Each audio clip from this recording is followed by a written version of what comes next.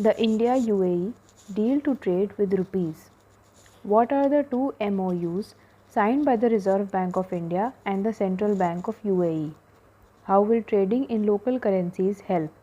What are the benefits of linking UPI and its UAE counterpart instant payment platform?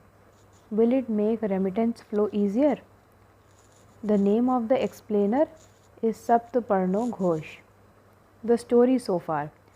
During Prime Minister Narendra Modi's recent visit to the UAE, the Reserve Bank of India (RBI) and its Abu Dhabi headquartered counterpart, the Central Bank of the UAE, signed two Memoranda of Understanding (MOUs). While the first established a framework to promote the use of local currencies for cross-border transactions, the other was for interlinking payment systems. How will local currencies be promoted? The first of the two MOUs aims to establish a local currency settlement system (LCSS) to promote the use of rupee and the dirham bilaterally. It will cover all current and permitted capital account transactions. This, the RBI said, would enable exporters and importers to send invoices and pay in their respective domestic currencies, which in turn would help the development of the INR AED foreign exchange market. It would also help promote investments and remittances between the two countries. Broadly, the arrangement would help optimize transaction costs and settlement time for transactions, including for remittances from Indians residing in UAE.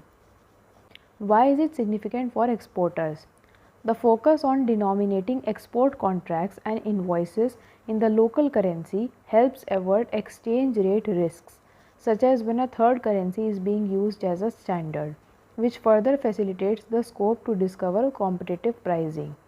Moreover, it could also lead to enhanced avenues for cooperation among the banking systems of the two countries, thereby contributing to the expansion of trade and economic activity for both. The major items of export from India to the UAE include mineral fuels, mineral oils and products, bituminous substances, mineral waxes, followed by pearls, precious stones and metals, electrical machineries and equipment, among other things. The major items imported by India are petroleum crude and petroleum related products. India-UAE trade rose to $85 billion in 2022. Furthermore, the UAE was India's third largest trading partner and second largest export destination in financial year 2022 to 23. Conversely, India was UAE's second largest trading partner. What about the interlinking of payment systems? The second of the two MOUs links India's Unified Payments Interface (UPI) with its UAE counterpart Instant Payment Platform (IPP). This is alongside the linking of card switches, that is, RuPay switch and UAE switch. Card switches entail facilitating communications and transactions between different payment service providers. The agreement would also explore linking of payment messaging system of the two countries. The apex banking regulator in India said that the UPI IPP linkage would enable users in either country to make fast, convenient, safe and cost-effective cross-border fund transfers. As for card switches, the regulator stated it will facilitate mutual acceptance of domestic cards and processing of card transactions. This is relevant to 3.5 million resident Indians living in the UAE, figure as of 2021. How will this help? One of the several issues with sending remittances back home, especially for the low wage earners, is the high cost of transactions. This may entail fees and exchange rate margins, among other potential costs. In fact, the International Monetary Fund (IMF), in a larger context, had stated in a November 2022 report, because formal remittances involve high fixed costs and hence are expensive to provide, low-income individuals refrain from remitting or are incentivized to use cheaper informal alternatives. It stated, it is challenges like these that the UPI IPP linkage would try to address in real time. The development follows up on similar endeavors undertaken in the recent past.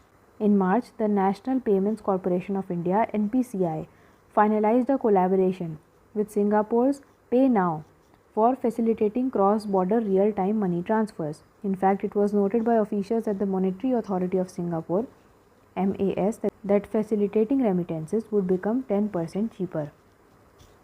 Furthermore, the NPCI had in January permitted non-resident accounts with international numbers to be onboarded into the UPI ecosystem. At the onset, it included users from 10 countries: Singapore, Australia, Canada, Oman, Qatar, the US, Saudi Arabia, UAE, the UK, and Hong Kong.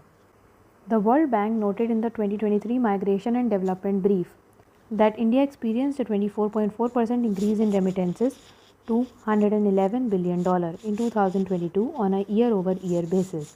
This represented 3.3% of the GDP.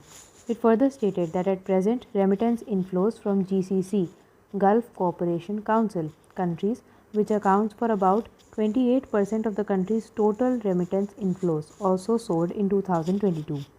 High energy prices favored the employment and incomes of the less skilled Indian migrants in the GCC countries, while the GCC government's special measures to curb food price inflation shielded migrants' remitting potential. The report argued about 36% of the remittances were attributed to high skilled and largely high tech Indian migrants in the US, the UK, and the Singapore, the report pointed out.